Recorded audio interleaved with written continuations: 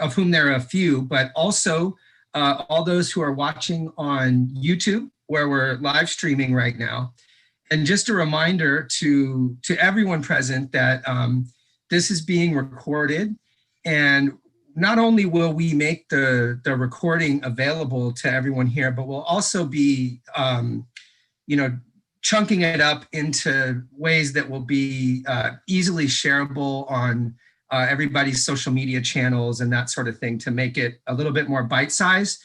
We recognize that not everyone has the ability to take 90 minutes out of their day, to watch a webinar, even with such illustrious guests as the ones that are assembled here. And so we're going to address that with some post-production editing and easy to digest chunks of the best of what we share here, in addition to the full recording. So with that, I'll say that, at Whole Story, we partner with a number of different workforce development organizations to help job seekers better be able to tell their stories, their whole stories, in the interview process. And we also work with social service organizations and other employers to help them fill job openings in a more inclusive and equitable way. And a few years ago, when we started this work, we were acutely aware of what sometimes is referred to as the fourth industrial revolution. So this is the aggregate impacts of many of these different factors, like automation, artificial intelligence, remote working, the Internet of Things, that are radically reshaping the workforce. Andrew Yang, I think, has done a great job at elevating an understanding of these forces in his presidential campaign last year. And our interest from a Whole Story perspective is that we really see that those factors are leading towards an elevated awareness of the need for more collaborative, emotionally intelligent, empathetic workforce that knows how to come together and work, right? So we've been carrying that awareness for some time. And then, of course, in the last 9 months, we've seen these twin impacts of first the pandemic, and then shortly following a reawakening and a re-engagement with this absolutely crucial conversation around racial and economic justice that was prompted by a summer of protests and then the ensuing conversation after that. And so we have these three major forces, this fourth industrial revolution, the conversation around racial and economic justice, and the realities of a post-pandemic environment that we are all in. And these three things together are really contributing and creating what we see, and we're not alone, I know that we're not alone, as the biggest transformation to the labor market and the future of work in a century. And so that's a big, tall order that everybody in this space is tasked with trying to grasp and understand and apply to their work. And in the day-to-day that we are all faced with, just taking care of business, many of us with also kids at home. I have 2 elementary school kids remote learning at home right now as we speak. And, it can be hard to sort of pull back out of that day-to-day and take a minute to grapple with and both the challenges and the opportunities that exist in this moment that we're in. And so I am extremely grateful to our panelists today, who come from a wide variety of backgrounds, diverse backgrounds, but all with different expertise on how these forces are coming together and interacting and shaping where we're headed. And so I, without further ado, want to get into the conversation with our panelists. But first, I'll introduce quickly my 2 co-founders, who are also here and are going to be kind of shepherding us through this process. So first is Aniker. who is there on the screen waving. And Erin, I don't think that she'll be talking much, though she's a great talker. But today she's going to be focused on the tech support and the back end, and on making sure that the webinar goes according to plan, or mostly according to plan. But she will also be handling the Q&A and anything that arises from the audience. And so flag her if you need her. She'll be there. And then finally, I would like to introduce my co-founder and my friend who will be moderating today's discussion. He is our head of business and partnership development, and his name is Darren Varnado. And with that, I will turn it over to you, Darren. Thank you so much, John. Hi, I'm Darren, and I'll be your moderator for today. Before we meet our esteemed panelists, I'd like to review some housekeeping details. First, the platform we're using today is called Zoom Webinar, and all audience video will be turned off for the entirety of the program. Also, if time permits, we'll take questions near the end. Please use the Q&A button at the bottom of your screen to submit them. My partner, Aaron, will be keeping an eye on it. And last, today's discussion is broken into 3 parts. Part 1, understanding the problem.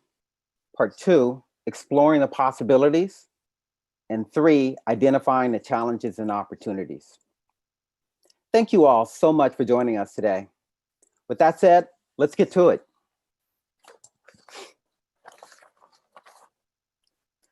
I'd like to begin by having each panelist take 1 or 2 minutes to introduce yourself and tell us a bit about your work. Why don't we start with you, Fred? I love being on the spot. Thanks, Darren.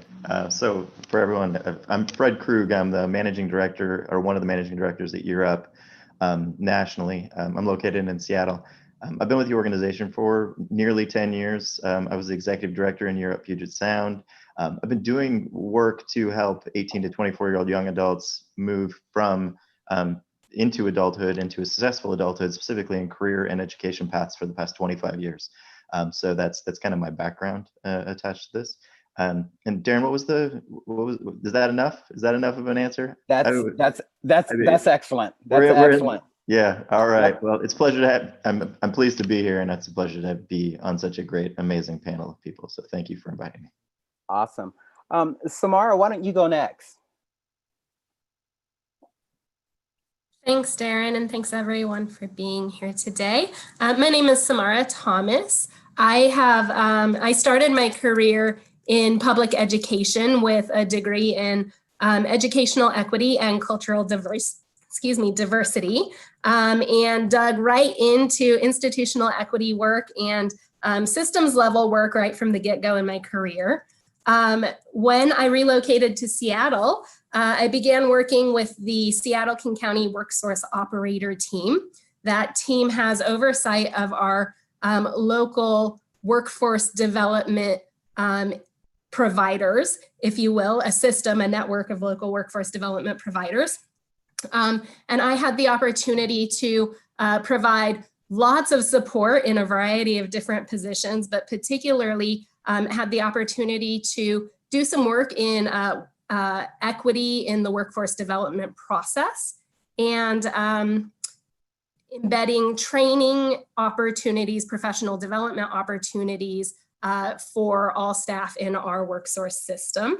And then more recently, I shifted my work to supporting the foundational equity training program for a local government organization that delivers community and human services.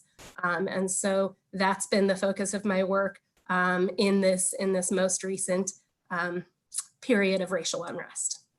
Thank you, Samara. Carol, can you introduce yourself for us? Hello, and I'm so happy to be invited to this panel and discussion today. I'm Carol Lawali. I'm the Associate Director of External Relations at Seattle University's Career Engagement Office. My role in higher education is really, I say it's a fancy way of saying employer relations. So I work with those employer partners and external organizations who are seeking to hire our students, and places our students want to have some experiential learning opportunities. I've been in higher ed for a long time. And interesting enough, I used to be more on the admissions side, sort of the beginning of a student's journey into college. And now I'm more seeing how they will be moving out into the world beyond their college experiences. So I'm happy to be here. Thank you for being here. Anne Galliana, would you please introduce yourself?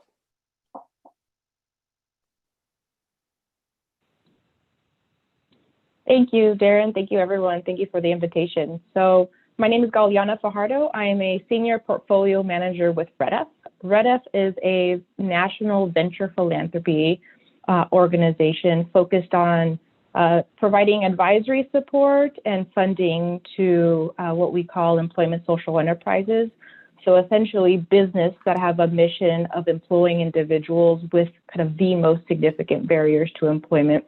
So generally that's been individuals that have been experiencing homelessness, folks that are re-entering citizens coming from prison, opportunity youth, those that have experienced some sort of trauma. And so we provide advisory support as well as funding to those organizations so that they can grow and ultimately employ more individuals. My background is specifically in workforce development, and my focus in my role now is essentially to be a part grant officer as well as provide that advisor support, kind of consultative services to the businesses that we're currently investing in. Thank you, Galliana. Ryan, can you please introduce yourself?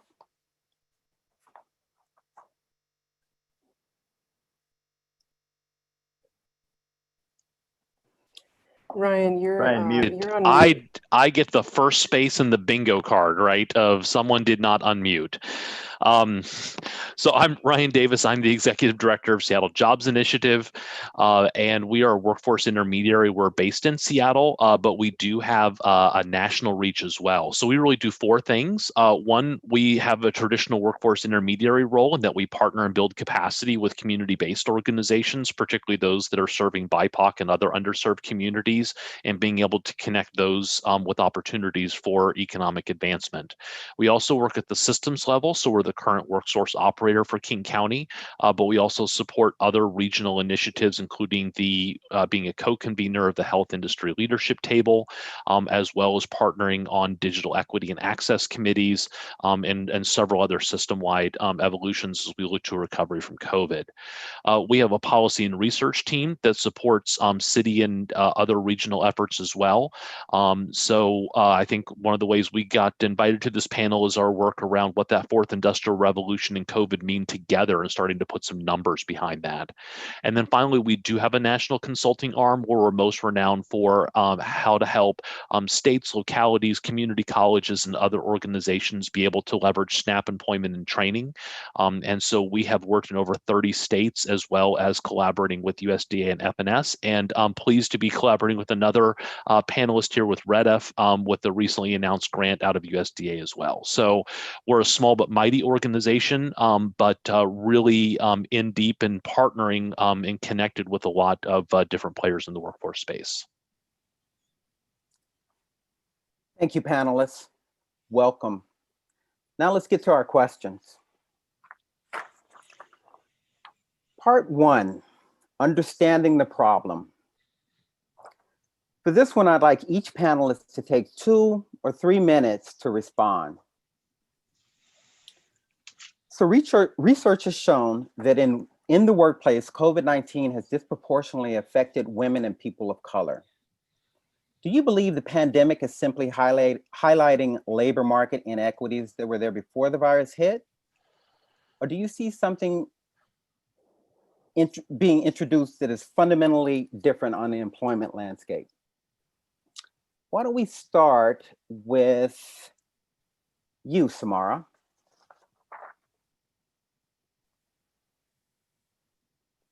Sure, make sure I'm unmuted here. Well, I guess, I mean, the short answer is yes and yes, right? We're seeing an impact from historic inequities related to access to education and job training opportunities. We certainly know that historically, Black, Indigenous, and people of color are overrepresented in the service industries.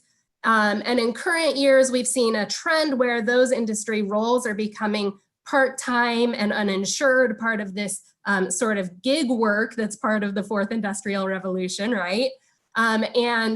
So certainly we're seeing some of that being sort of elevated in the connection to access to healthcare and health insurance, right? We're certainly seeing just across a number of different systems, COVID is illuminating gaps and cracks in the system that have existed, inequities that have existed for generations.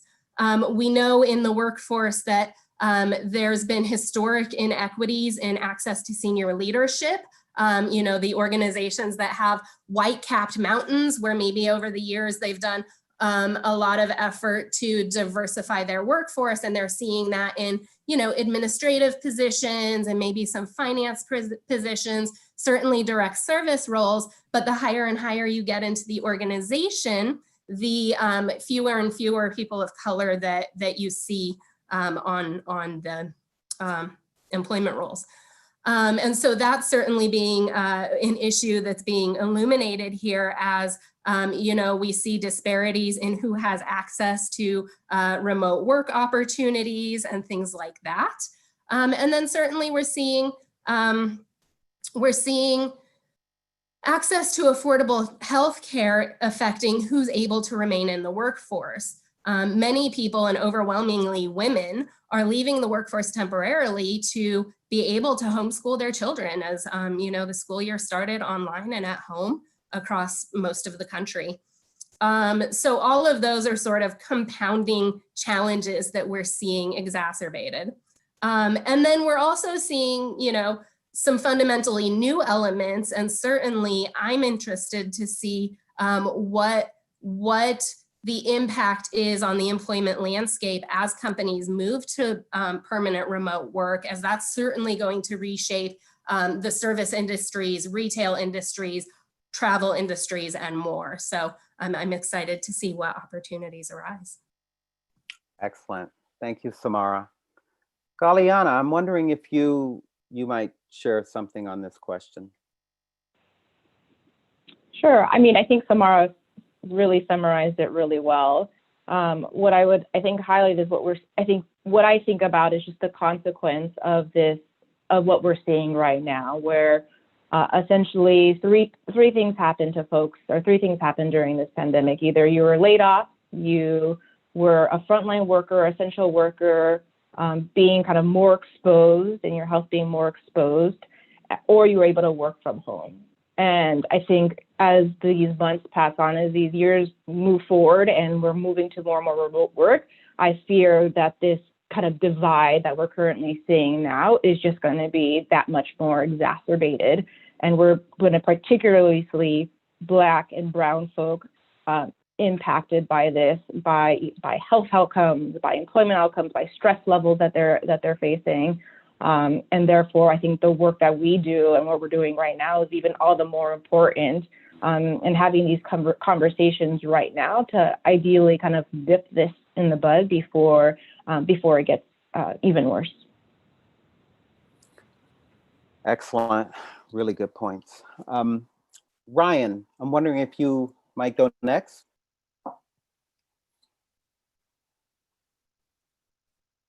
I did it again. So that's two bingo spaces for me now. So yeah, I think it's yes and yes as well. So we definitely saw some exacerbation of existing things. The analogy that I would say is, so even though my accent doesn't show it, I grew up in Oklahoma, and when I was in high school, people would get these trucks and they would have these awesome, powerful engines in them, but the bodies were held together literally with duct tape and baling wire. And I feel that kind of describes our labor market before COVID. We had this economic engine under the hood that was powering going forward, but the brakes, the suspension, the tires were all really suspect, and that's the workforce and those equities within the economy. What COVID and then the Black Lives Matter movement has done is taken that truck going 40 miles an hour down a pothole full of filled road, and so now pieces are flying off in different directions. So I think what we're seeing, in addition to some other things that other people have talked about, that those frontline jobs that have adversely impacted communities of color and women in the workforce in particular, the one thing that I would add is that it's going to exacerbate the ability to get a first job going forward. So what do I mean by the first job? That's that job that maybe when we're in high school or we're in college, that we're getting that entry-level job. And so now those jobs are going to be done by people just trying to meet basic needs. And then second, confounding that is that those jobs are now being automated. So we're finding that those jobs are going to start to go away and become more scarce. So how does someone, particularly that lacks social capital or doesn't have that prestigious degree from a university, able to enter the workforce with those barriers? That first job provides incredibly valuable skills.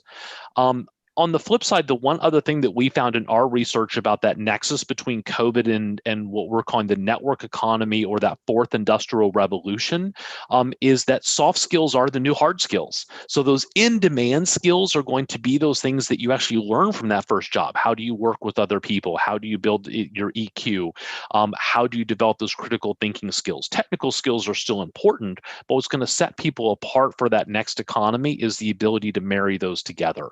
But unfortunately, our system is going to continue to exacerbate and put additional barriers into those populations that have already faced an uphill battle. That hill just got a lot steeper. That's a fantastic analogy. Thank you, Ryan. That makes me education. The first your comments around first job makes me think about education. And Carol, I'm wondering if you might pick up where Ryan left off at. I would completely agree with what everyone has said, and with Ryan. Right now, the pandemic is shaping so much. We're seeing things like internships being rescinded, or even that first job offer being rescinded or modified in some way.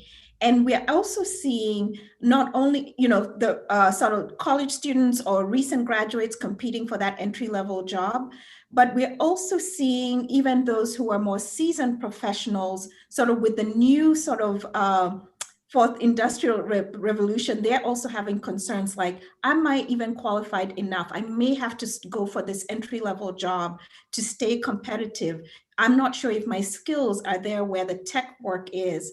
And so we're seeing a competition for those jobs from both seasoned workers and those who are sort of entering into the workplace.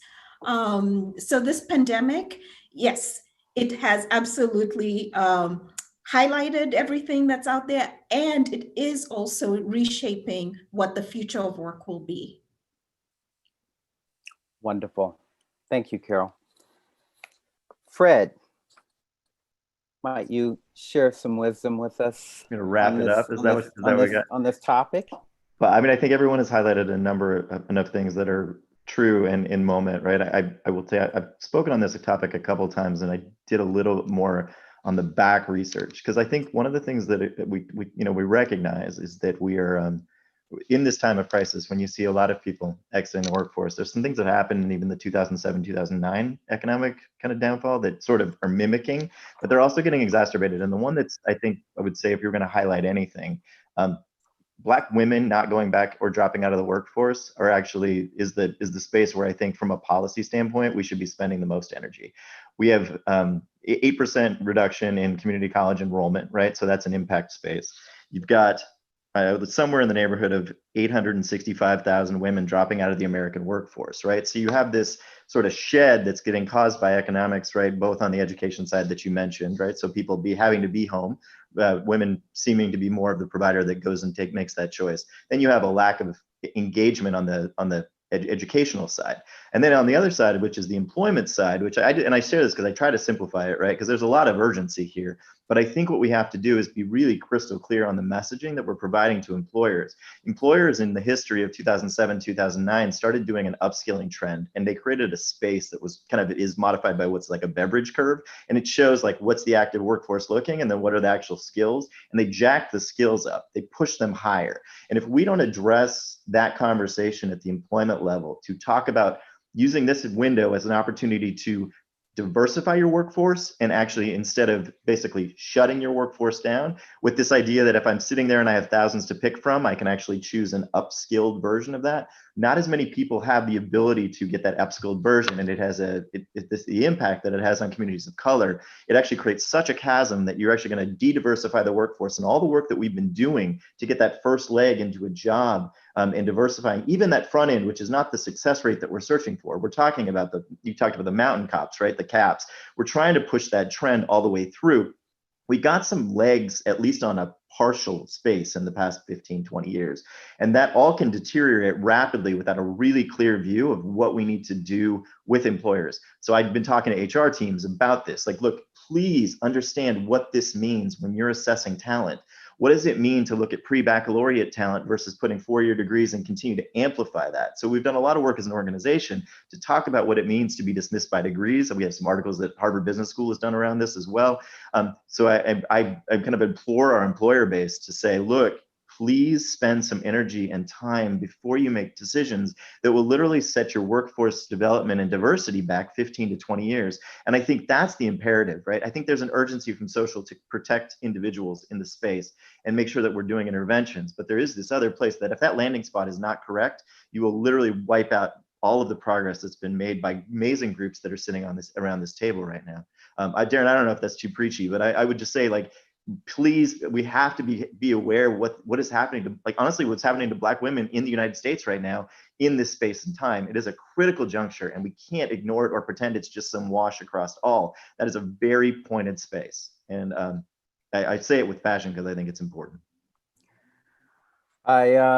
Samara put a text in the box here that said preach, and I second that. And particularly as it relates your concerns around Black women leaving the workforce and not returning. That's significant. Well, and can I just add that that's a trend that started before COVID. So, you know, in the tech industry from 2007 to 2017, during a time when companies were publicly stating a commitment to diversifying their workforce, simultaneously, there was actually a loss of the number of Black women in the tech industry. And there's a reason for that, right? There is a connection here around retention and corporate culture. So I just want to highlight that this is exacerbated again by COVID, but it is a trend that's existed. Thank you, Samara. We have one more minute left. Does anyone else want to jump in on this question? I do want to add to something as well, especially the women's aspect and Black women aspect of this conversation. Mm-hmm. What we're seeing is now the pandemic has sent people home, and guess what happened? Not only are we working our regular jobs from home, but we're also now taking on the caregiving that's at home, that's creating sort of this second job that's happening, whether it's caregiving for school-age children or maybe an ailing parent. You know, we're sort of that sandwich generation. So thinking about those folks as well, and that burden that's created with that, as well as the pandemic with the racial inequities showing up. There's now almost this burden for Black women to be also educating companies, the communities, their workspaces on what it is to be socially just or creating equity. And so it's almost like they're working 3 full-time jobs, yet not getting any additional pay, not getting any additional flexibility. Nothing is being added to their plate in terms of compensation that will even make this even remotely better. So they are most likely the ones to be dropping out of the workplace. I totally agree with what Fred was saying. That is an alarming number and rate to be watching, and we should be paying attention to that. I absolutely agree. Thank you so much for sharing your insights.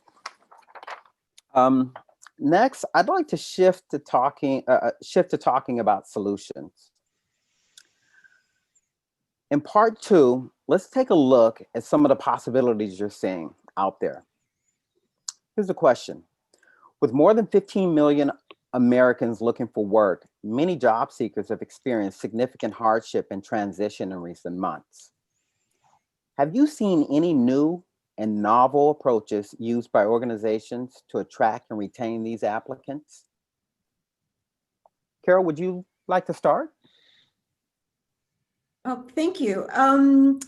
So there are a few different things that I'm seeing that sort of part of this changing landscape that we're in is some organizations are doing sort of what they're calling re-internships, which is sort of creating internships for people who are maybe re-entering or pivoting careers. So that's really something where people can sort of gain some skills, get their foot in the door in that particular industry or company. So that's something that could be explored. We're seeing what we call micro internships. So as opposed to sort of a year-long internship or a summer internship, or so micro internships, which are maybe half of that time period, and that's a great way for some, especially students or people looking for some work in between jobs could be staying engaged in the workforce. And then also project-based learning or project-based experiential learning. So the other thing I would encourage is the workforce or employers should be looking at not strictly just the internship, but thinking about how are people gaining the skills out there already? Because we already know not everyone can afford an internship. Internship is actually an elite sort of experience, because cost of higher education is super high, and so people are working lots of jobs. So you could still be in a service industry, but learning some skills, the soft skills, the transferable skills that companies want so much, and how those could be still a good experience for someone to take into a professional career. You imagine working a customer service. You are very skilled in conflict resolution. And how about taking that as opposed to an internship where you're maybe just working on a technical aspect, but you've never really had to encounter this conflict? How are you de-escalating an angry customer, whether it's on the phone or at the retail counter? So we should be looking at how else are these skills being gained, and instead of just thinking of just that one piece. And I'll stop there and give my other panelists an opportunity to talk about this some more. Excellent. Thank you for that great feedback. Fred, I'm thinking you're up, you know a few things about this particular topic. Could you share some insights? Yeah, I mean, it's interesting what we're seeing when you think about organizations working to attract and retain. So on the retention, you're seeing organizations with more and more flexibility, but that's really for their current employees, right? I would say the only thing that we've seen on the internship side is there's been a push in places like Microsoft who did virtual internships, and we had a lot of our partners across the United States who have been willing to test out a virtual internship. It does require a significant amount of investment from managers to do it differently, especially remotely, and they're figuring out how we adapt culture that way, but we're doing that with our own workforces as well. That's been an intriguing version of kind of support. I would say there's some companies out there right now that are doing some unique things around furloughed employees. I would say was it Lidl and Hyatt or something? No, it's Hilton.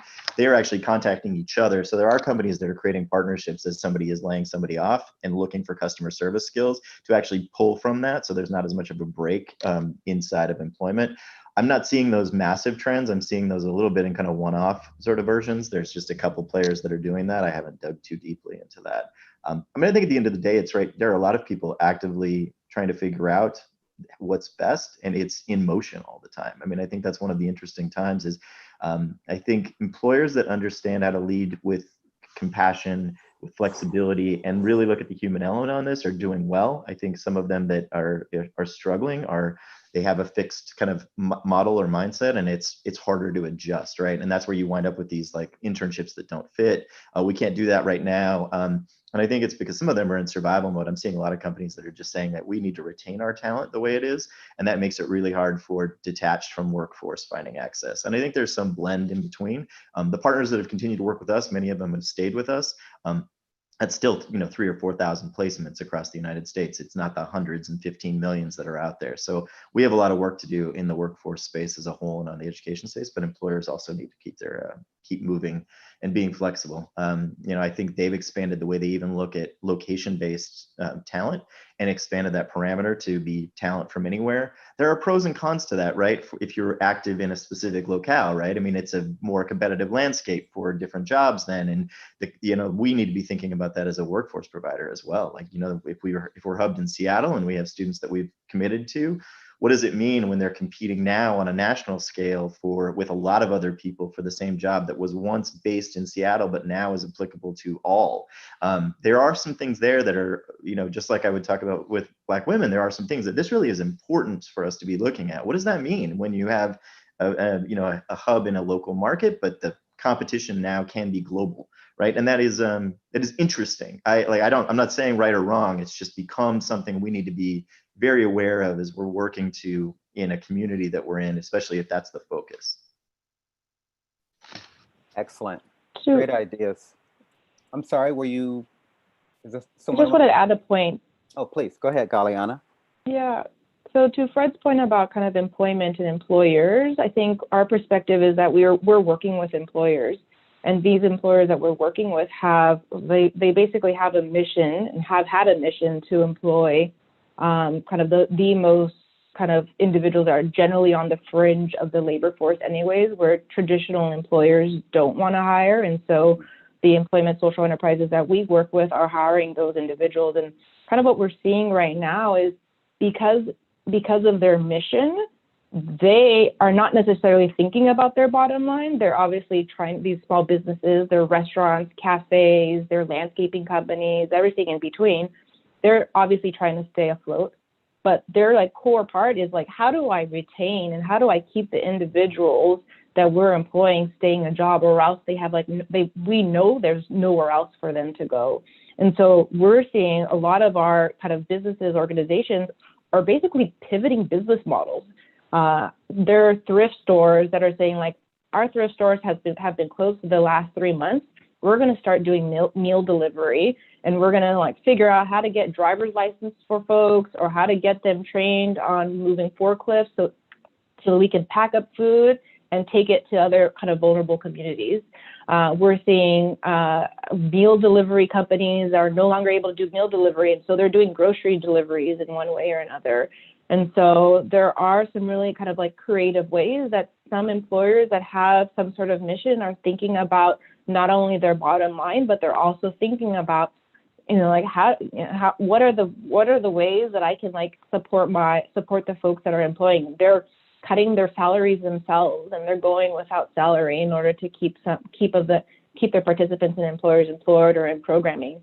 We're also seeing organizations that feel ethically that they don't feel right putting their employees out in the workforce being exposed. And so they're figuring out creative ways to keep them in-house, getting them trained up through virtual programming so that when we do hopefully get out of this, folks are that much more prepared for this new workforce that we're entering. And so I'd say there are some really wonderful employers, small but mighty employers that really thinking creatively about particularly the most kind of vulnerable of our population, and seeing how we can kind of continue to support them despite kind of all the forces, frankly, that are kind of moving against them.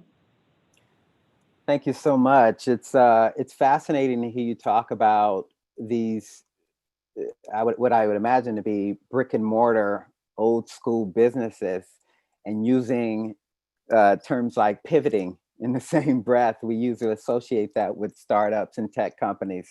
Lots of dynamicism. Thank you much for sharing that. Samara, I'm wondering if you might have something to share on this question. Thanks. Yeah, I will echo everything that's been said, and especially around the idea of layoff aversion. I've seen, government organizations and large and small companies that are really looking at how to redeploy staff into new lines of business instead of layoffs. And I would say that sort of idea of, let's maintain what we have rather than looking out to new employees is sort of the harm minimization that a lot of organizations are really focused on right now. And I think that connects with workforce because we know that compounding barriers to employment will make it that much more difficult down the road for those folks to re-enter the workforce. And so I'm thinking about things like, we have this looming housing crisis, eviction crisis, right? We know that housing is one of the critical elements that folks need to be successful as they're in the workforce. And I think that's just one really, really important thing to think about. The other thing that I'm aware of as far as, new or different ways of doing business, there are certainly some venture capital companies that are really focused right now on supporting Black business owners and Black founders, particularly in the tech industry. And so there is both financial investments taking place in the venture capital world, as well as the development of hubs for mentorship and things like that to support Black-owned businesses. It's fascinating. Thank you, Samara. Ryan, would you like to weigh in on this question? Yeah, so I'll put a positive light. So SJ, we work closely with the Healthcare Industry Leadership Table, which is a collaboration here in King County of over 50 different healthcare employers. And rather than take the tack of, oh my goodness, we have this huge labor market we can pick and choose from, instead, the leaders of that organization have said, no, we need to take this moment to really embed and become an anti-racist employer. And what does that mean? And recognizing that it's not a short-term fix, it's not just the change in a policy, but it's a journey for their entire organizations. So I think those industries that are able to come to the table and collaborate and work together, they may be competing in the marketplace. So we have folks around that table that are competing for patients, that are competing for healthcare insurance contracts, but on workforce, they come together to collaborate. And I think that that's the way that sector strategies, particularly in regions, are going to be able to meaningfully be able to move the needle and provide opportunities for those communities that have been marginalized. Excellent. Fantastic. We're going to move to another question, but before I do, I just wanted to check in with everyone. Any more comments for this particular one? If not, I'll move on right now. In the last 8 months, the pandemic has upended the daily lives as well as work environments of most Americans. What changes in policies or practices have you seen organizations put in place that has positively or negatively affected equity in the workplace? And Ryan, since I'm staring at you and I know you're unmuted, I'm going to go ahead and pass the baton to you. Well, good. Then I can do the low-hanging one that probably everyone else is going to mention. And the barriers there are childcare. That is the number one barrier that individuals are facing with online school and children at home, particularly here in King County, where the sustainability wage is huge for a family of four. I was just on a call before, and it's almost $8,000 that needs to be brought in pre-tax by a family of four to meet that sustainable wage level. And so parents are having to make a choice. Who's going to move to part-time? Who's going to have to give up their job? Particularly for individual, families that are working in frontline jobs, remote work is not an option. So you can't be on a Zoom call and then trying to provide care and not to mention guidance around school as well. So I think that's the number one issue that we have to figure out. I think waiting for school to go back to normal is something that we can't do, and we need to be looking at policies that can support working parents with children at home that are engaged in school. Excellent. Excellent. Thank you, Ryan. Carol, I'm wondering if you have a crystal ball and you can tell us when everybody's going to go back to school, so parents don't have this problem. That is an interesting question. And what I would say is, I think first we have to let go of this idea of going back. Let's start with that, because we have to think, okay, what exactly we should be asking, what are some of the things we need to be letting go of right now and thinking of that?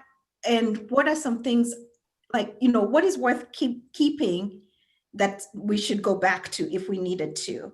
So what we have to imagine now, again, is new policies and new ideas and ways of doing business completely. So this going back to school, we have to reimagine what school might be like. How else can we be learning differently in the pandemic? A great deal of flexibility is one of the ways to start. Right now everyone has sort of thought of just putting the word virtual or digital in front of everything that they were previously doing. But I think that has also continued to reinforce how all these processes and structures are failing us. So,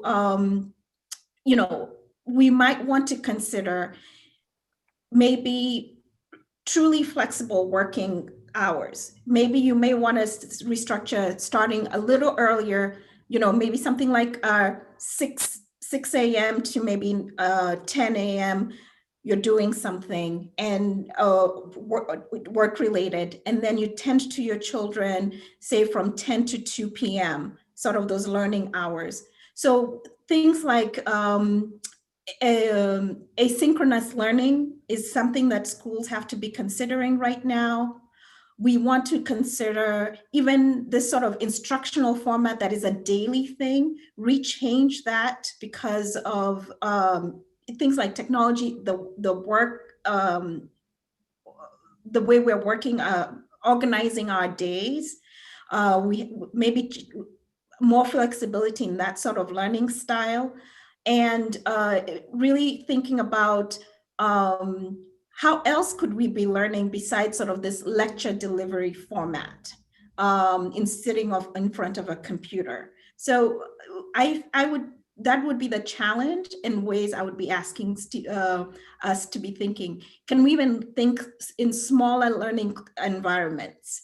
As opposed to a large classroom environment where we can accommodate maybe the needs of what a pandemic is asking us to do, smaller gatherings, those kinds of things. So school may not return to the way we imagined it to be. Smaller classrooms, I know, we've talked about it for decades, but now we really need them. So it's a lot to consider right now, a lot to consider. Fascinating response. I really, really like your take on looking at things. There's no going back. We have to face a brave new world and new ways of doing things. It makes me think about a phrase that I just recently heard. Lifelong learning is the new pension plan. Independent and lifelong learning is the new pension plan. Folks have to keep those skills up, keep upskilling. Fred, I'm wondering if you might be able to weigh in on this particular question as well. Sounds like your lane. That's a little bit my lane. I would just say observationally, right? I mean, I think, and we've heard about it described as K recovery economies, all these sort of generalized things. But I would tell you what's happened with both in the remote workspace and also for individuals who have other demands on their lives, like working from home. There is such as like a socioeconomic divide that occurs so rapidly. I have a young adult who has to work in a home with 3 other people with bandwidth that doesn't work, trying to do an internship. Companies have been really decent about providing hardware for that experience, but the bandwidth that exists, the room that they're in, the space that they have, all take pressures and put them on. So higher levels of socioeconomic status, right? Earnings, right? typically have a home that has more space, you have less people, and all of those things that we used to mitigate by saying, look, you can go to a large company, you have an office, it looks the same as everyone else's office, it works this way. That you could remove yourself. And even when we were doing education in person, you could remove yourself from a home space and you had more of a level playing field. We do not have a policy set at the current moment that says we can level your playing field for work equity, right? I have students who have 3 brothers and sisters running around with the bed behind them and a mom who's trying to do a job and a dad who was just and they're all playing. And they're competing to try to get a 6-month experience to show who they are and we can professionalize that and I can teach them how to sit and engage and stuff. But then you're competing on a playing field that has somebody that just left us in industry, they're applying for a new thing, they have some of that built up equity that they have a home, and that's 6 months, and every engagement has that layer over and over again, that pressure of that. It's just exacerbated this inequity of playing, right? And I think, I don't know what the policy becomes, right? I don't know how you mitigate against such disparity. I mean, we've had 400 years of disparity where people can have equity and growth. Now you have it again, slammed in the face on access, right? It used to be, well, if I'm talented enough, I might be able to superimpose myself in a playing field, even if I'm behind. And you've added another 2 layers, right? And we don't actually have mitigation strategies for that. We have sort of patchworks that some companies may be teaching people how to navigate that, but we don't have a really clear ability to address that. And even just bandwidth. I mean, you can see Verizon and T-Mobile all pitching out that they're going to expand bandwidth. They have a 5-year strategy to do that and add 10 million users, right? You see the ads for it.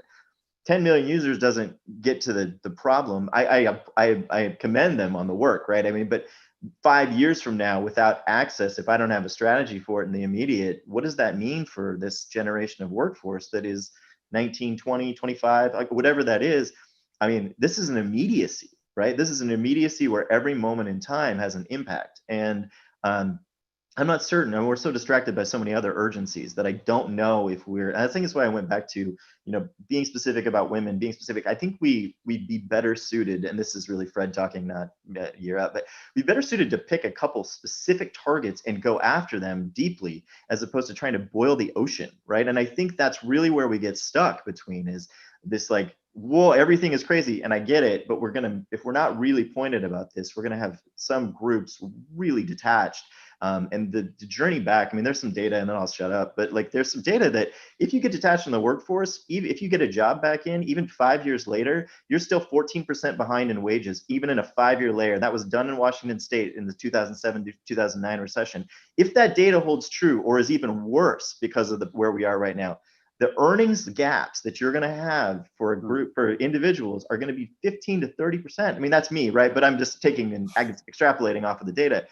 You don't make that up, right? You don't make that up unless there's a mitigation policy that either distributes cash directly, right? I mean, we talk about this. I mean, I'll quiet. It's just, I think it's important that we as communities, and this is government, right, saying we need to have a true, clear, pointed intervention. And it may not help everybody, but it needs to address some very specific things. And I think that's where we're a little bit missing right now. I think we're kind of all over the map, and I think we need to choose a couple things and then just be laser focused on it. Okay, that's my 2 cents. Excellent. Galiana, thank you, Fred. Galiana, I would imagine that with all of the different types of environments in your portfolio, you've seen a lot of different types of at least attempts at this particular problem. Could you share some? Yeah, I can think of one in particular. What we're seeing is some organizations have taken it upon themselves to provide hazard pay. And I think that's a policy that's missing at the national level at this point, but providing hazard pay to their employees, particularly companies that are doing janitorial work, and knowing that they're exposing their employees. They're saying, we'll figure out a way. We don't even know how we're going to pay for it in the long run, but for now, they're offering hazard pay. And I think, again, that's another policy at the policy level that we need to be thinking about. But there are folks that are taking it upon themselves to be able to provide that type of support to their employees. I think other ways of thinking about how to support their employees is, as I've mentioned, that they're thinking of pulling folks off the front line and saying, how do we use this time creatively, doing some sort of internal internships for folks so that they can kind of gain and build skills while not necessarily kind of exposing themselves to other harms. So those are a kind of couple of ways that we're seeing organizations kind of adjust a bit, pivot a bit into thinking about how do I internally think about new policies when we're not getting like the lack of support that's coming from a state or a national level. Excellent. Thank you. Samara, I'm wondering if you could weigh in on this question. Yeah, so first I just want to say thanks to Galiana for, providing some really specific examples of positive changes. Unfortunately, I'm going to shift the tone just a little bit and speak to some of the challenge that we're seeing from sort of an organizational development perspective. In my equity role, I do a lot of work around employee engagement. And I was surprised this morning, not surprised, no, this isn't surprising at all, actually. I saw this morning a report on LinkedIn that spoke to the top concerns of US professionals who've returned to a physical workplace. And their top concerns are around safety, worrying that other folks aren't taking the necessary safety guidelines as seriously as they are, a lack of safety guidelines and precautions from their employer, lack of workplace sanitation, and then, as some folks have already spoken to, lack of support from employers related to sick leave policies, remote work policies, flexibility to be able to provide support to their children during the day, those kinds of concerns. And those concerns are felt across all of the different age groups that are in the workforce. So I just want to call attention to that. But one of the trends that I'm really aware of that directly impacts equity in the workplace right now is related, again, to this remote work shift and a loss of community organizing power. So one of the challenges with remote work is that a lot of our interactions day to day take place because we happen to be in the same space with someone, right? We run into someone in the elevator or in the hallway in between meetings, things like that. And we have these conversations and we're able to share a little bit about our experiences in the workplace with others. And that's how we start to identify trends as opposed to one individual's experience, right? But because we're all remote, or because, at least in my organization, many of us are remote, not all of us, we do offer direct services in the community. But for those of us who are remote, we're not seeing each other regularly enough to come to understand what challenges the organization needs to be focusing on because they're trends, and what challenges are really an individual's experience that needs to be addressed through other interventions. So it really obfuscates the inequities and makes it easier for management who aren't necessarily in tune with their staff to minimize the experiences, particularly of staff of color, rather than seeing kind of a global view of that. I think the other thing that's top of mind for me, again, is distribution of remote work. So distributional equity. And that goes back, I think, to some of those white-capped mountains and things like that we've already talked about. Fantastic. Thank you so much, Samara. I'd like to move to a different question. Just checking in on time here. Okay. Question. Recently, there's been a trend of large companies and foundations committing billions of dollars toward racial equity and economic justice goals. Have you seen any examples of how these investments have worked well or been ineffective? We'll start with you, Galiana.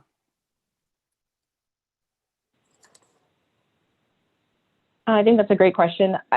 So we're seeing it. We did it. We, at the start of the pandemic, provided additional grants to the groups that we were to organizations within the field We're hearing from the organizations that we support and our peers and so on that there is a lot of investment coming, particularly from the philanthropic community.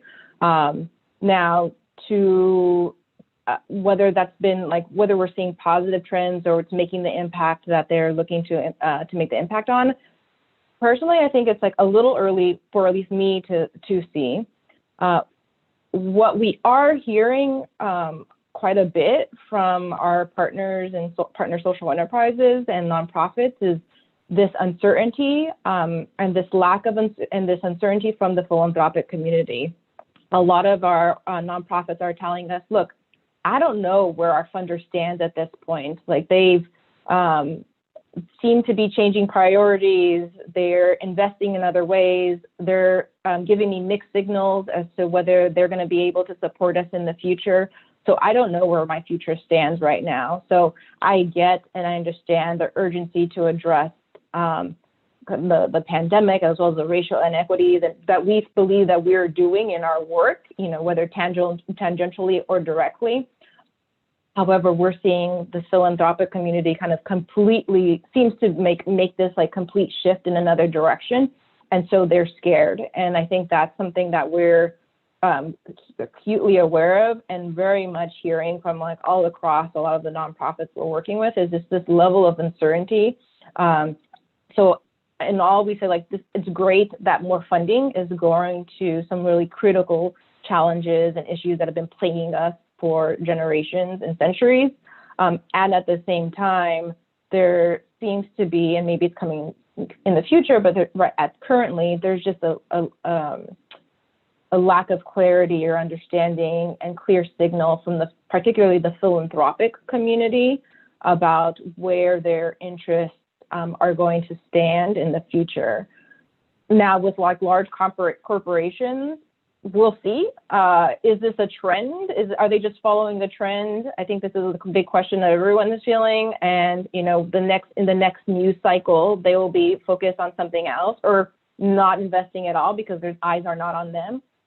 We'll see. But I definitely see that at least in the side of philanthropy, Red is aware that we need to put a clear stake in the ground to provide some sort of level of stability for the groups that we support so that they know how to plan for the future when everything else seems to be falling apart. But we are hearing that lack of signal is something that is making it really challenging for them to figure out how many people they are able to employ and serve and enroll in their program. Ryan, I'm seeing you aggressively shake your head with Galiana. You seem to be in agreement. Could you share some? Yeah, so one kudos that I will give to the philanthropic community, at least from the funders that we're working with, and I want to specifically call out the JP Morgan Chase Foundation and ECMC Foundation. When COVID hit, they were exceptionally flexible with funding that was already out there. So allowing people to be able to really modify and making that process easy. You know, sometimes it took a long time to get the paperwork through, but the initial reaction was, do what needs to be done. We'll figure it out later on the back end. And so props to, that's, I think, a real positive. In terms of the new investment coming down, I agree with Galiana's comment that it's too early to tell. And I will tell you why this is critical. The public investment, particularly from those local partners, counties, cities, and states are exceptionally financially stressed. In Washington state, the good news is that our state projected deficit fell from 9 billion to 4.5 billion. That's billion with a B. That's going to have a downstream effect on funding all these organizations. So if I had a message for philanthropy, it would be this. Put out money to those organizations that you partner with for a long time for general operating funds. Keep these organizations afloat and allowing them to be able to navigate through these unknown waters. But putting those restrictions on has the potential to backfire, and we could lose some organizations that represent communities and voices that need to be represented, and not just represented, but amplified. Fantastic, fantastic. Fred, I'm wondering, I mean, Europe's funders are corporate and philanthropy. I'm wondering what your lens is on this particular question. Yeah, I guess I'll take it in two parts. I think that both corporate and philanthropy communities that were really great when urgency of COVID hit, right? They were great at creating bridge funds, flexibility, but local philanthropy, national philanthropy, individual investors, right? They saw that they came to arms and here's the sense of urgency. We want to make sure that the company doesn't like fizzle. I think that was intended with an idea that maybe 3-5 months out from then, things would be different, right? So it was almost like a bridge recovery with this concept that recovery was going to happen rapidly.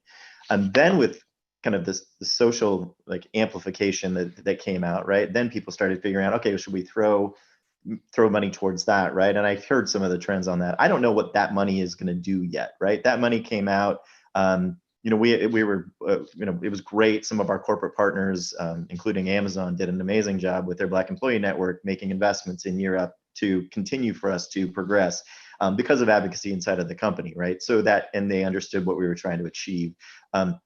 But I'm not certain all of the money that's being thrown out by the larger corporations at the $100 million levels, some of it may just go to sustainability, right? But I think the question is really, what are they going to put as point impacts on those resources, including for their own individual corporations, right? I mean, the investment question that becomes is not so much like throwing more money out, which is good, but it also has a burn rate, right? That's great. I mean, we can do that, but what is the systemic shift, right? And I think that's the question that's not fully baked yet, right? I don't think we know. I think there are a lot of people trying to figure this out. Am I making an investment to bridge something for 6 months? Am I making an investment to bridge something, or am I making an investment for systemic change because this opportunity is open? And if it's systemic change, what am I actually investing in? And what is the accountability point on that? I'm not certain everyone's clear yet, right? I think we're in a mixed bag, right? I think one was a conceptual bridge. Now it's like, wow, where do I really need to put that money? And that's where it's leaving some providers in that weird space. You can hear this kind of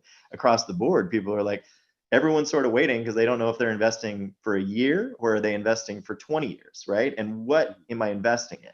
I've just heard that lens a number of times. There's some good work, right? Like I said, there are good investments out there, right? Some of them are back to the same players. I'm not certain that it's going to change the systemic impact they want, right? And I think some of the question is what do you want to invest in that's pointed? Not though, and Ryan's point is really fascinating because it came up in a grouping that I do every month with a bunch of people from disparate groups we get online. And the comment was there are some philanthropists that are making heavy investments, but they want to do things a certain way.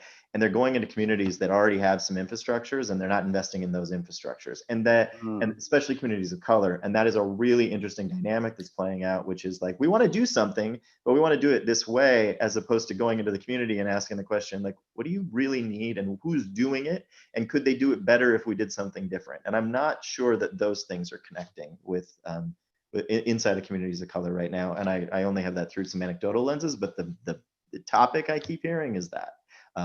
There's some investments, but they kind of seem to want to trend a certain way as opposed to asking the community what they might really need. And they may not be seeing the exact lens. I don't know if that resonates with folks, but that's what the topic comes up. Well, thank you, Fred. I have to go to Samara because she's by far the most animated when you were talking, Fred. Oh yeah, no, Fred, preach. Like you're spot on, right? Darren, can I just jump in? Just jump in, please.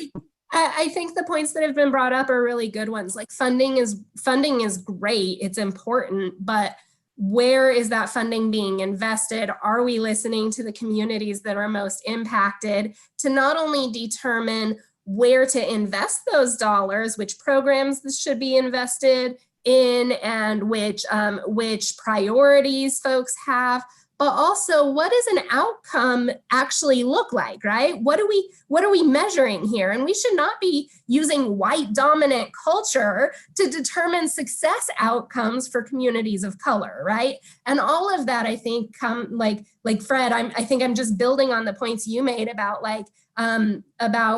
systemic investment here, right? Like we have an opportunity to actually change the way this country has operated for 400 years. This is our time. Our time is now. We can do this because people are interested in doing it, right? But if it's performative and then the companies that are investing want to drive what that investment looks like, then we're simply perpetuating the inequities that have existed. We need to have a paradigm shift here and actually listen to communities of color about what their needs are and how they want their success measured, and invest appropriately to drive that. Woo! I'm excited. I feel like I just drank a bunch of coffee. Thank you, Samara. Carol, would you like to follow that? I mean, that would be tough to follow, but totally, backing up everything she said. Samara, I really appreciate you bringing that idea that, yes, funding is good, but again, are we asking the right question? And how are we measuring that? What does success look like for those communities? And Fred actually sort of touched on this as well, the idea that people want to maybe do something, but they want to do it in their own terms.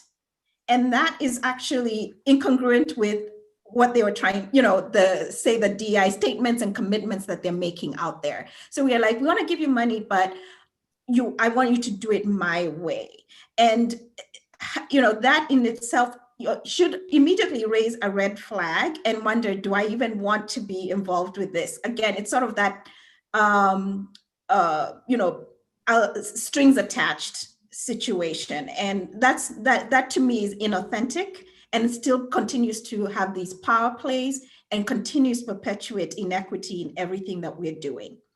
I'm also seeing things like even some organizations have even withdrawn funding, for example, to nonprofits who have really been at the forefront of anti-racism work. And so we're seeing organizations withdrawing funding because they're like feeling it's uncomfortable. Maybe we don't want to be associated with that. There's a little bit of pushback and, language policing, even saying the word white supremacy is hurting them. Even the word diversity and inclusion, they're sort of like, oh, it gives them a level of discomfort. And again, this idea that we want the intolerance of discomfort with organizations is actually sort of giving people a lot of pause on what or how far they want to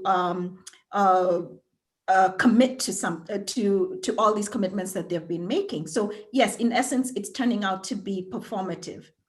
But if you're also going to start with some of the things, what I want to see is start with you, self-accountability. So within your own organization, what are you doing?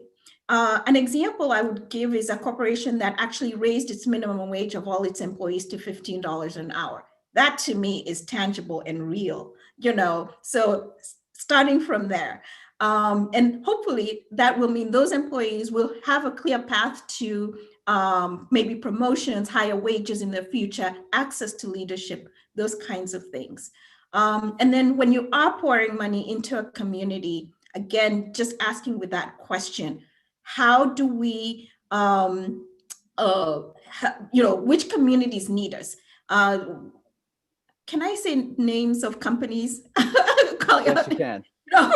For example, like Lowe's is really targeting Black small business owners, and working with them in funding and amplifying their work and business, and that's terrific to do. Boards of organizations are beginning to look at their board makeup, both for nonprofit, and this is so key with nonprofits as well. Like, who's on your board? Are you having community members on your board that representing the interests of the communities?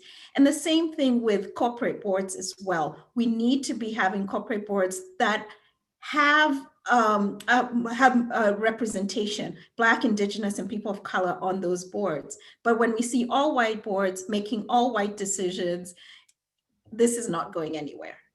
So, Thank yeah. you.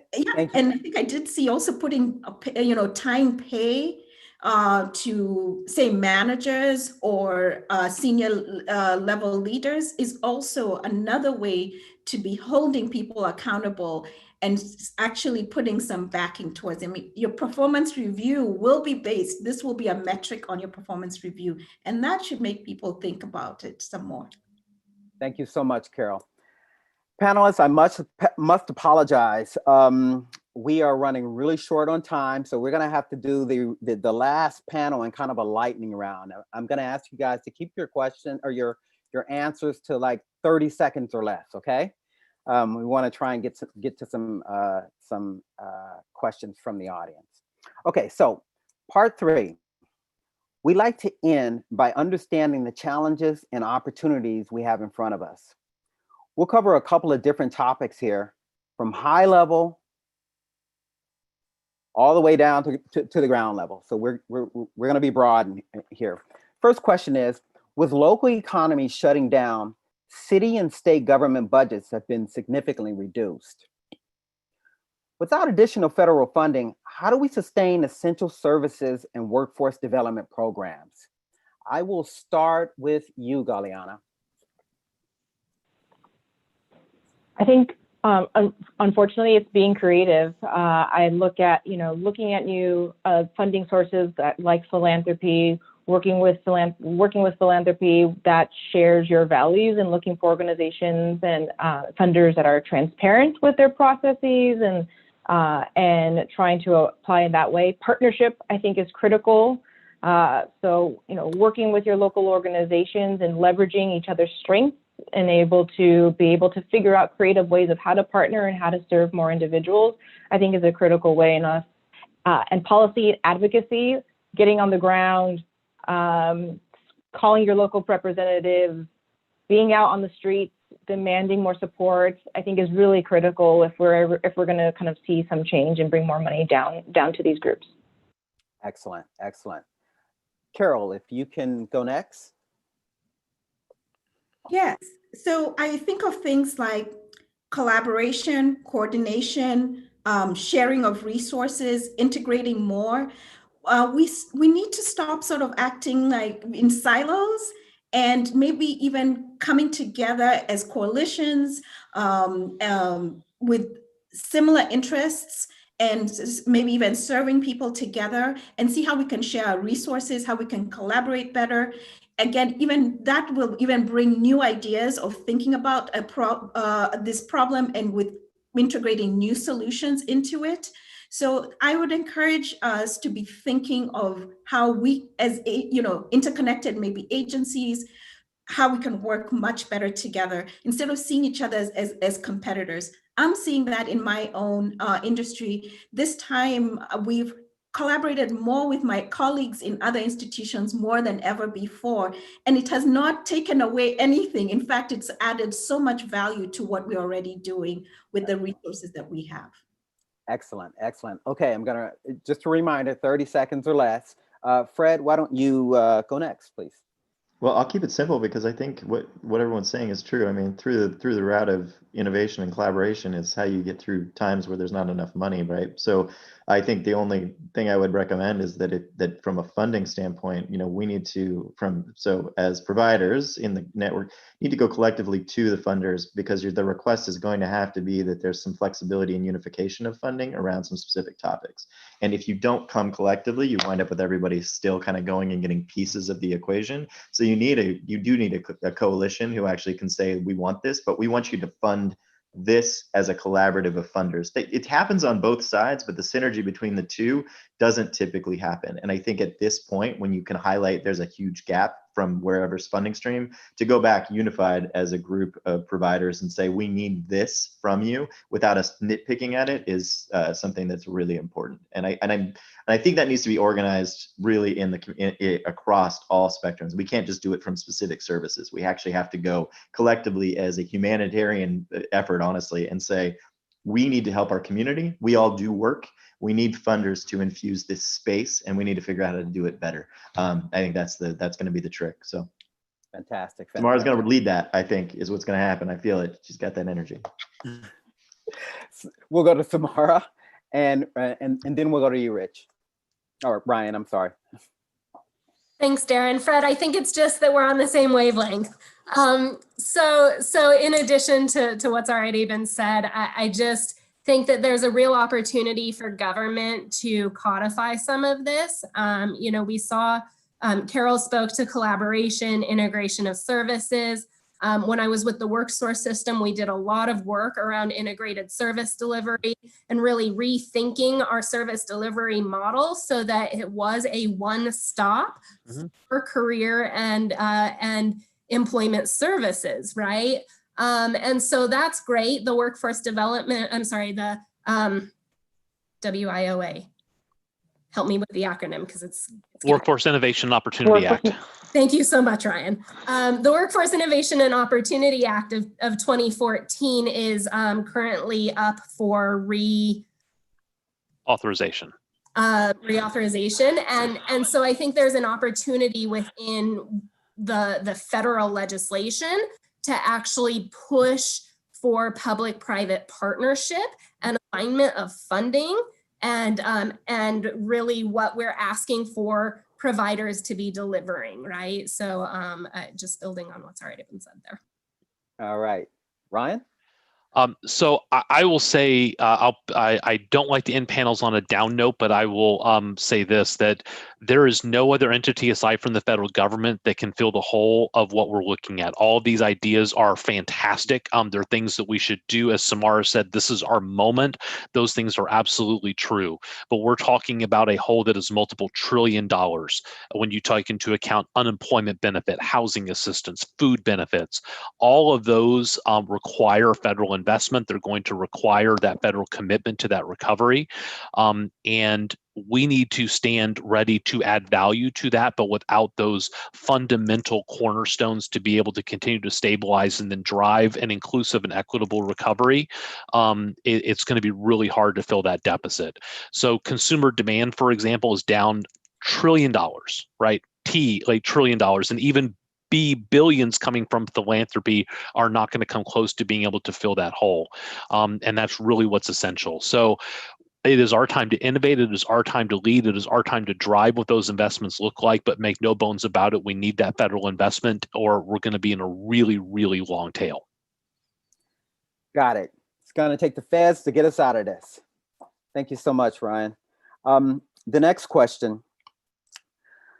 Many job transition programs already exist, including those that are intended to be a bridge for veterans returning to the workforce, as well as ones that provide apprenticeship programs for youth.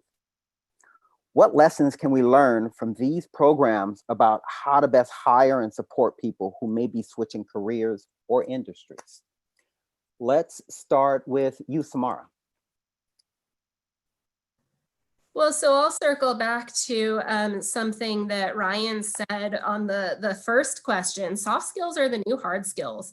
I mean, we really need to focus on helping folks leverage the skills that they gain both inside and outside of the workforce to be able to help companies be more successful, right? I love it. Soft skills are the new hard skills. Fred, would you like to go? Yeah, I'll try to keep it quick. So I totally agree with that. I mean, we spent 10 plus years at Europe working on soft skills and doing that. We're aggregating it a little bit and providing it on the back end in some of our cities as pilots with community college systems as a whole and providing 5 and 6 weeks in bridge. What I would say is this, I think listening to young adults experience, I would tell you 2 things. We need to make sure that in transition, whether it's transition from a sector to another sector or into a new sector, creating a mentorship for people as they bridge, somebody that understands the system and can guide them through it is really critical. And also you can see it in companies with ERGs, right? There are communities of color that kind of get together and kind of focus groups. I think they need to be done in more of a microcosm, right? In a smaller way, like we do with our learning communities, that we need to be providing that for people as they transition so that the landing place makes sense and connecting to the idea that you need these skills about the workplace, but you're going to be switching jobs. You're going to be switching classifications in different places you're working. So you need a landing place that's supportive so they can be most effective as rapidly as possible. And I think those 2 things of mentorship and small communities working together to share that skill and support are really critical in that transition. Excellent. Thanks for your thoughts there, Fred. Carol, would you like to go next? Yes. Another key word I would take away would be transferable skills. You know, when we talk about, say, veterans, they really had a specific particular skills that they learned, but how we transferring those, and programs that work with veterans know very well how to do that. So thinking of transferable skills from industry, from any particular background, like I said, you could be working in any particular job, entry-level job, and that you're still earning a skill that you could take to, say, a professional job. So transferable skills. Also want to share that mentoring is only just not for youth or young adults. Mentoring is at any age range, and it can be also reversed. You don't have to be a seasoned professional to even receive mentorship or advice from someone entering a job market. And even mentorships don't have to be full, long-term structured things. Flash mentorship is key, particularly in building things like networks, which will be the entryway to jobs globally. Excellent. Thank you, Carol. Ryan, if you can bring us home on this question. So I think, in a market where so many people have been dislocated, I think those transitions are even more and more difficult because employers can pick from people that have experience within those particular sectors. I do think one of the things that we learned from veterans is building social capital networks. So I think that's a great place that all of us on this panel can help, is breaking down social capital barriers, whether that's for an entry-level job on a career pathway or for somebody transitioning over. I'm a veteran myself, and I'm always willing to open the door for somebody else with that shared experience. So how can we do that for returning citizens? How can we do that for immigrant refugee communities? How can we do that for our women of color? That's probably the number one barrier that we can break down to open up those opportunities. Excellent. Thank you. One thing to add. Please. Just one more thing to add. I think we just need to think about, in terms of programs, that not every population is created the same. And so we need to design our programs and our employers need to think about their individuals that they're hiring, individuals that we're serving through our programs, and think of them as customers and design our programs as they are customers and users so that they can kind of best leverage those services. And so, really think of, every population is not created the same. So really design your programs based on who you're looking to serve. And at the employer level, I think we shouldn't expect someone to get up going on the first day of jobs. Like, employers, I think, need to step up and provide more supportive services, more employment resources for individuals to be successful at the job, and partner with organizations in order to do that. Thanks, Galiana. I was almost going to pass you up, so I appreciate you speaking up. The last and final question is, the divide between those who have access to the internet and those who don't has never been felt more deeply. What workarounds have you seen organizations use for job seekers who may lack access to Wi-Fi and technology equipment? We'll start with you, Samara. I mean, this is such an important question. We know that students who don't have access to the internet basically don't have access to their education right now. We know that for workers, finding and maintaining an income today is only possible with internet access. And the places that some folks used to gain their internet access, like the library system, are not really accessible. And we also know that for folks who live in domestic violence situations, the internet access is absolutely vital to their safety, because abuse and violence thrive in isolation. And so this is super, super critical right now. And I've seen a lot of community organizing around Wi-Fi as a lifeline and getting access into the hands, Wi-Fi access into the hands of our community. So that's exciting to see, but it's a very real need. Wi-Fi is a lifeline. I like that. It is a lifeline. Okay, Fred, would you like to go next? Trying to unmute it. I agree. I mean, I know that at Europe, we revamped our whole distribution program and sent out Wi-Fi and MiFi hotspots to make sure that people had it, and had to actually change the way infrastructure and assets were brought out to students. And it can be Herculean, and that's just was a couple thousand young adults right at the time. I mean, so thinking about what we need around distribution and how do you identify that, that's kind of the critical space. I think there's a lot of good community organizing happening, and it's a bigger barrel, I mean, than just, like the one-offs in the community where we can distribute 45 laptops because somebody's donating them. I mean, it's ongoing sustainability. There's tech infrastructure around that. What happens if they break? What's the distribution? Like there's a lot of like quick solves, but there's not a ongoing, like really good, solid base to hold that infrastructure together. And it's really fragile. Ryan had mentioned the trucks with the duct tape, and I would say it's kind of the same thing right now, right? We can get some stuff out, but we don't have a good plan going forward, and because they don't know how long that's going to be. And I think people are hesitant to spend the infrastructure money when you don't know what the end date is, right? And I think that's where this weird rub is. Anyway. Thank you, Fred. Galiana, I imagine you've seen a lot of duct tape around this issue as far as organizations trying to bridge this. Did you share? Tons of duct tape, lots of virtual programming, fixes, quick fixes. I'll be really quick. I think what we've seen that be successful is using social media as a way of delivering programming.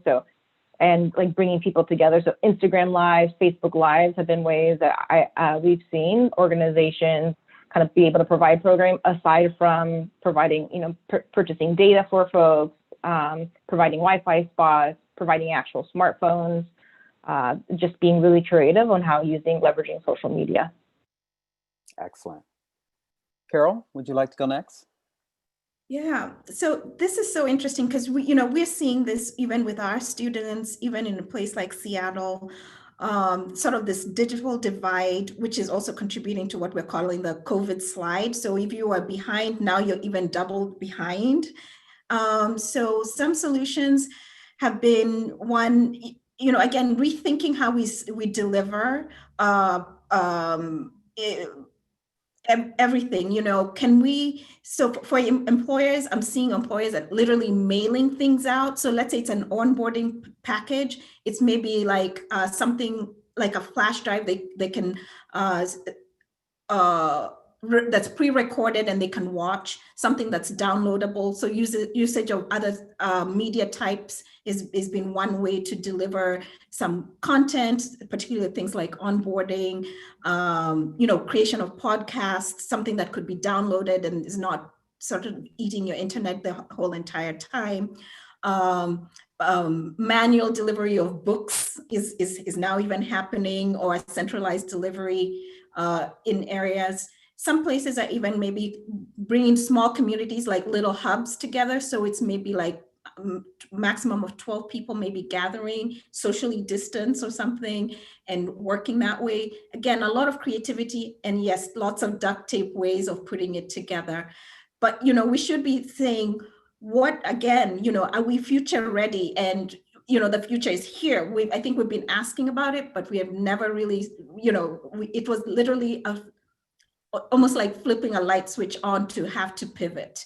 But this question needs to be addressed constantly and always. And I also agree that I think this is a thing the feds will help us out. Excellent. Thank you, Carol. Ryan, you will be our last, you'll have our last answer for today. Yeah, so I think one of the things that has really put the forefront is not only the digital access gap, but digital literacy skills. So digital literacy skills are going to be required in almost every job that you are doing. That first job, ironically, the only job that we studied that showed digital skills being reduced is in software engineers because of the automation of some of those things that had to be done manually before. Every other job is seeing that increase. So every on-ramp program that we're designing includes digital literacy assessments. It includes digital literacy skills. Getting somebody in a laptop in a hotspot, if they don't have the capacity to leverage that and put that to use, doesn't really solve the problem. It's part of the solution. It is necessary, but not sufficient. So adding that digital literacy onto those, what's already been said, is really critical to adapting for the future. Thank you, panelists.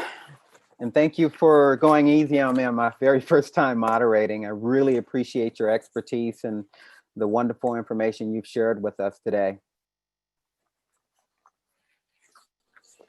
With that, Oh, go ahead. Sorry, Darren. Go ahead. Well, I was just about to say with that, I think this particular portion of the conversation is done.